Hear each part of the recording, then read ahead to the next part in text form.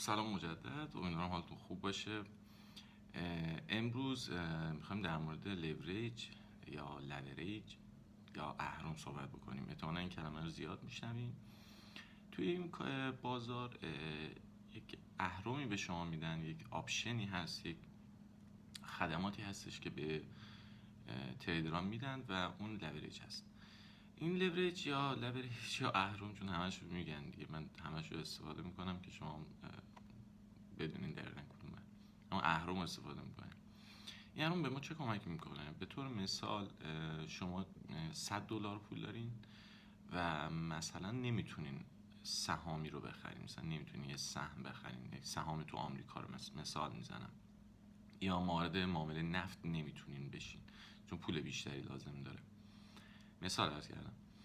بعد اینجا به شما یک اهرم داده میشه که شما بتونید با یک حجم بیشتر ریسک بکنید و بتونید سود بیشتری بکنید و البته همینطور یک شمشیر دولبه است، میتونه باعث ضرر بیشترتون هم بشه. حالا اهرم میخوام به صورت مثلا یک به دو، یک به سه رو توضیح بدم. توی بازار مالی تا 1/1000 هم یه اهرم به شما داده میشه، ولی هرچی بالاتر باشه دلیلی بر خوب بودنش نیست، ریسکتون رو بیشتر میکنه. محیطی که دارین میبینیم محیط تریدینگ ویو، یه سایت، میتونین تحلیلاتون توش انجام بدید، خیلی با کیفیت تر از متا تریدر هستش. ببینید مثلا میگم این سیب قیمتش هست مثلا 100 تومن. شما میگین که آقا من مطمئنم سیب قیمتش قراره بره بالا، من چه کمکی میتونم به شما بکنم؟ شما میگین که آقا به من یکم پول قرض بده. میگم ببین من ریسک شما رو قبول نمیکنم، من فقط به پول قرض میدم به اندازه همین 100 تومانی که پول داری، ضرر شد من از معامله خارج میشم. یعنی شما 100 تومن تو به من میدی، من میرم باش سیب میخرم یه تعدادی، اگر مجموع ضرر کل سیب ها رسید به همین 100 تومانی که شما دارید، ما اینجا ازش خارج میشیم. میگم اوکی، من میام برای شما 5 تا سیبم جدا براتون میخرم با همون پول شما. خب شما پول یه سیب داشتی ابتدا، خب یه دونه سیب هم میتونستی بخری. اومدی پیش من گفتی آقا من مطمئنم سیب میره بالا.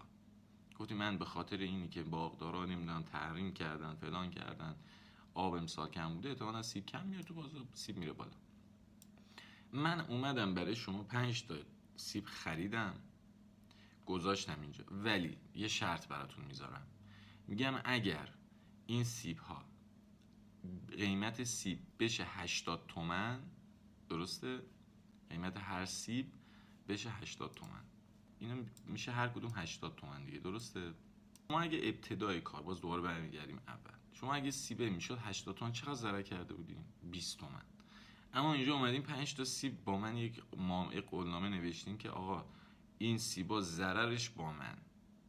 اوکی، من چی از شما اینجا وسط میگیرم؟ من یک کمیسیون ازتون میگیرم. من این به خاطر که این معامله رو برای شما انجام میدم، کمیسیون فقط ازتون میگیرم. شما قرار نیست ضرر بکنم، پس کمیسیون هم کمه.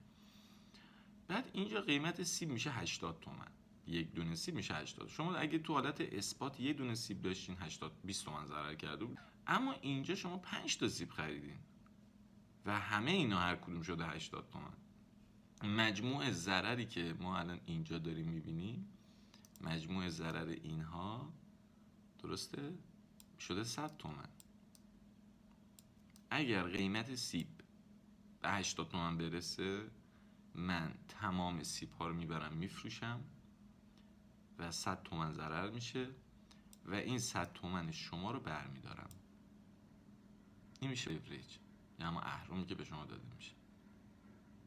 یعنی هر چقدر یه کالا بیاد پایین من اونو برمیدارم. این فکر میکنم دیگه ساده ترین راهی بود که میتونستم لیوریج رو براتون توضیح بدم. امیدوارم که مفید بوده باشه براتون.